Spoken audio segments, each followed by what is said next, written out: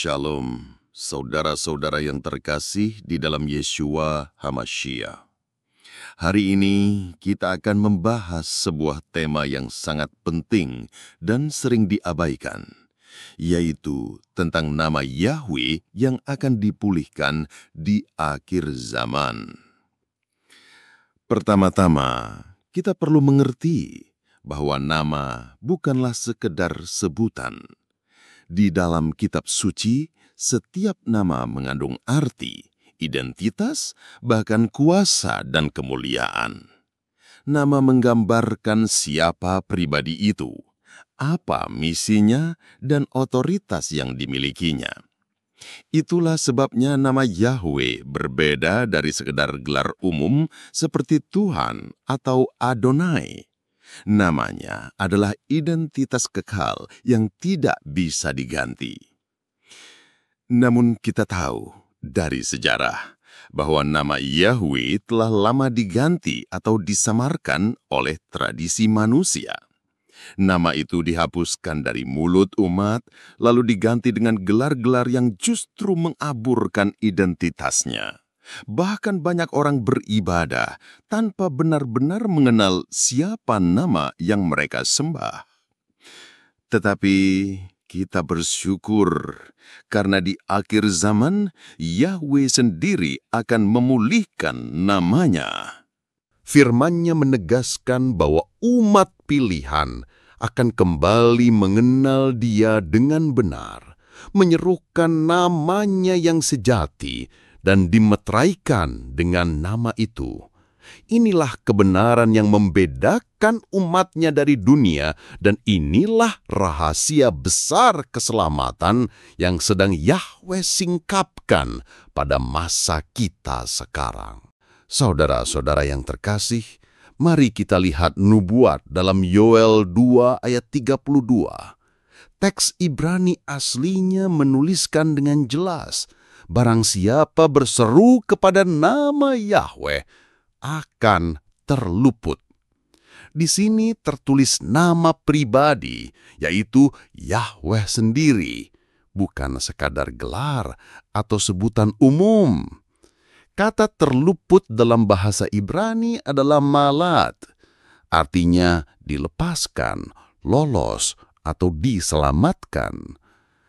Jadi firman ini bukan sekadar ajakan rohani, tetapi sebuah janji. Siapapun yang berani menyerukan nama Yahweh, dialah yang akan lolos dari kebinasaan dan dilepaskan dari murka yang akan datang.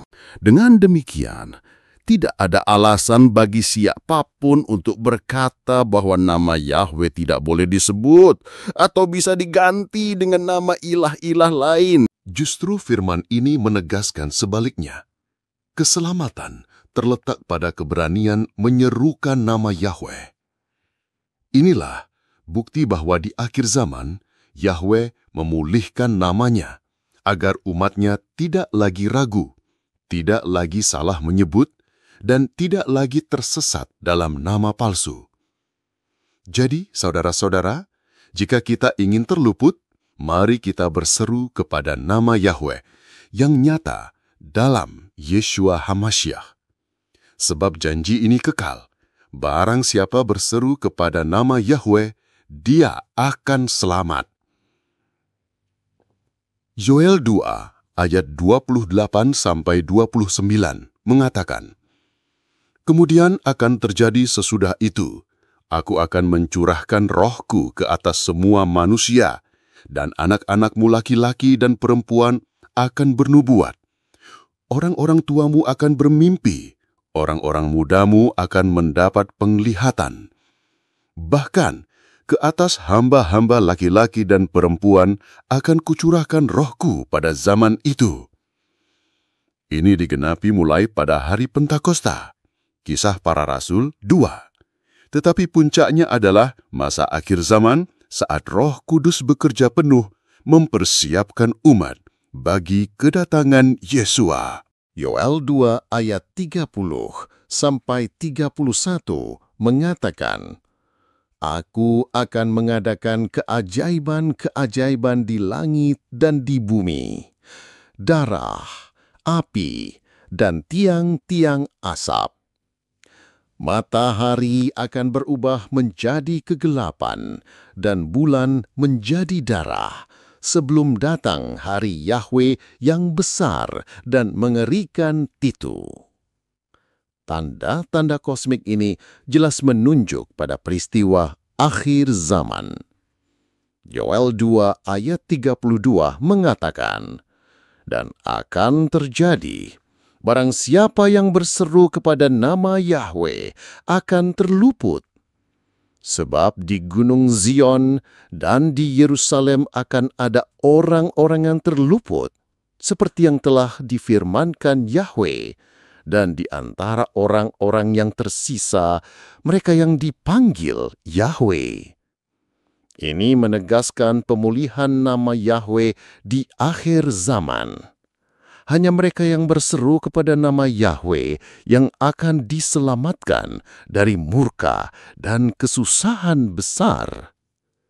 Konteks nubuat Yoel memang menunjuk ke akhir zaman. Dicurahkannya Roh Kudus secara penuh, tanda-tanda kosmik dan pemisahan antara orang yang selamat dan yang binasa.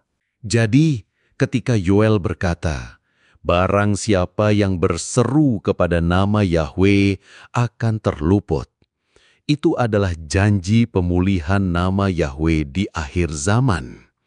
Nama yang harus dikenal, diucapkan, dan diimani oleh umat terpilih agar terluput dari murka yang akan datang. Makna rohani dalam konteks Yoel: terluput dari hukuman Yahwe. Konteks Yoel adalah hari murka Yahwe dengan tanda-tanda kosmik.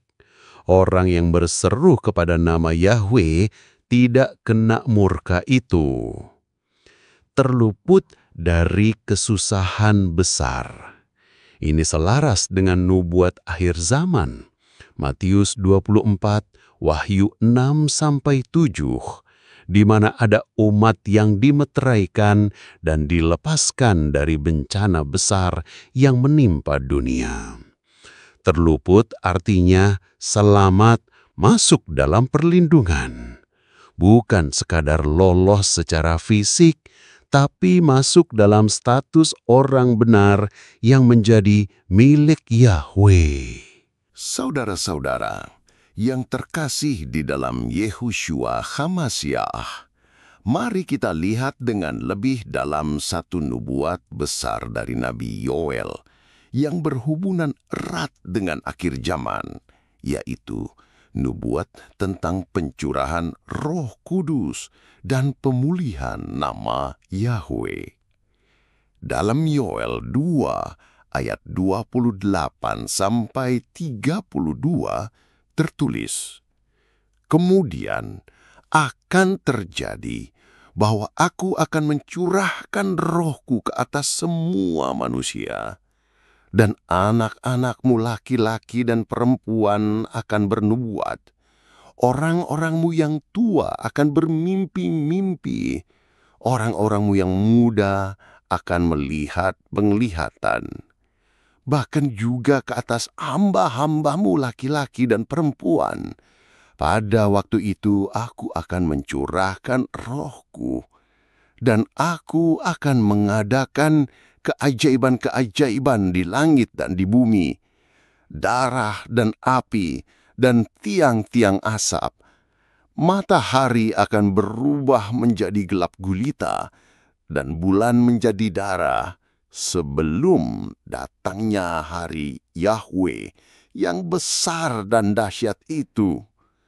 Dan akan terjadi, setiap orang yang menyerukan nama Yahwe akan dilepaskan." Sebab di Gunung Zion dan di Yerusalem akan ada kelepasan seperti yang telah difirmankan Yahwe, dan di antara yang terluput ialah mereka yang dipanggil Yahwe.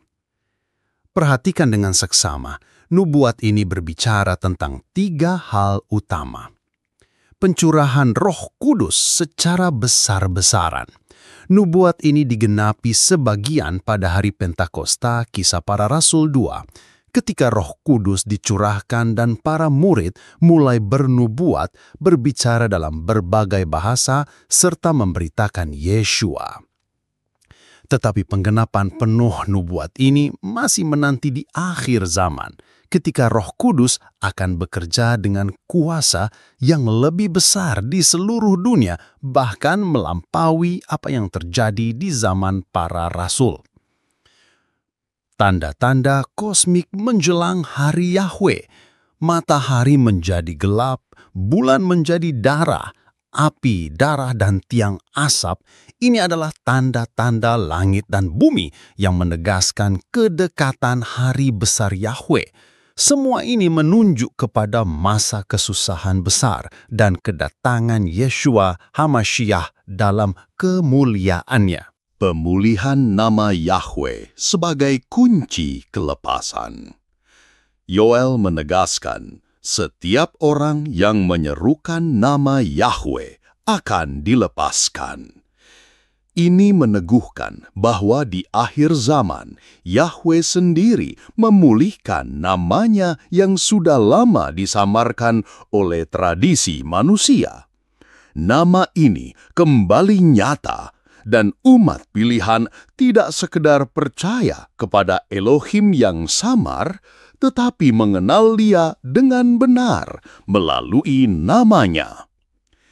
Inilah yang diteguhkan dalam Wahyu 14 ayat 1, bahwa orang-orang yang ditebus memiliki namanya tertulis di dahi mereka sebagai tanda identitas, milik, dan perlindungan. Saudara-saudara, nubuat Yoel ini jelas menunjukkan bahwa nama Yahweh bukan sekedar sebutan, melainkan kunci kelepasan di akhir zaman. Mereka yang menyerukan namanya akan diselamatkan, sedangkan yang menolak atau mengganti namanya akan kehilangan bagian dalam keselamatan yang sejati. Dengan demikian, pesan Yoel bukan hanya sejarah masa lalu, melainkan perintah profetik untuk akhir zaman, pemulihan nama Yahweh sebagai kunci kelepasan. Yoel menegaskan, setiap orang yang menyerukan nama Yahweh akan dilepaskan. Ini meneguhkan bahwa di akhir zaman, Yahweh sendiri memulihkan namanya yang sudah lama disamarkan oleh tradisi manusia. Nama ini kembali nyata, dan umat pilihan tidak sekedar percaya kepada Elohim yang samar, tetapi mengenal Dia dengan benar melalui namanya. Inilah yang diteguhkan dalam Wahyu 14 ayat 1, bahwa orang-orang yang ditebus memiliki namanya tertulis di dahi mereka sebagai tanda identitas, milik, dan perlindungan.